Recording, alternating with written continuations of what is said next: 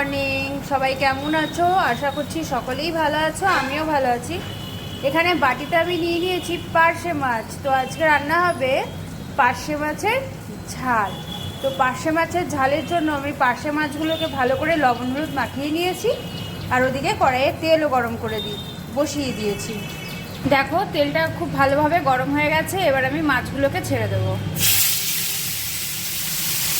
আমি দুটো করে ভেজে নেব।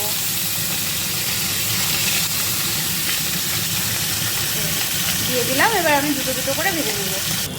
দেখো, আমি মাছগুলো পুরো কড়া করে লাল লাল করে ভেজে নিয়েছি। এইবার আমি কড়াইতে দিয়ে দেবো ফোড়ন।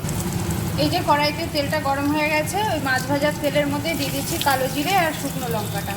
আমার এখানে ফোড়নটা সুন্দরভাবে হয়ে গেছে। এবার আমি দিয়ে দিচ্ছি রসুন বাটা। এবার রসুন বাটাটাকে আমি ভালো করে ভেজে নেব।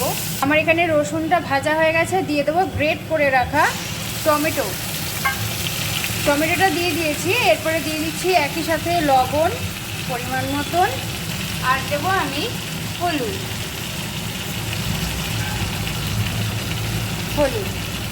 এবার আমি টমেটোটাকে ভালো করে কষিয়ে নেব। আমার এখানে টমেটোটা পুরোপুরি ভাজা হয়ে গেছে। এবার এর মধ্যে আমি দিয়ে দেবো জল। আমি এইটুকুই জল দিলাম, কারণ এটা একেবারেই গামাখা হবে। এবার ভালো করে ঝোলটা ফুটে উঠলে আমি মাছগুলো দিয়ে ভালো করে ফুটিয়ে নেব। আমার এদিকে ঝোলটা খুব ভালোভাবে ফুটে গেছে। দিয়ে দিচ্ছি ভেজে রাখা মাছগুলো।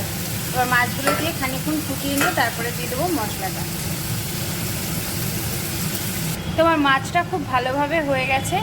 এইবার এখানে সর্ষে, পোস্ত আর কাঁচা লঙ্কা আমি বেটে রেখেছিলাম, সেটাকে এখানে দিয়ে দিলাম। দিয়ে এবার মশলাটাকে ভালো করে আমি মাছগুলোর সঙ্গে মিশিয়ে নেব।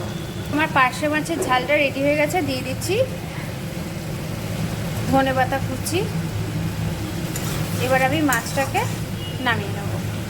তো এই তো আমার পার্শে মাছের ঝাল রেডি।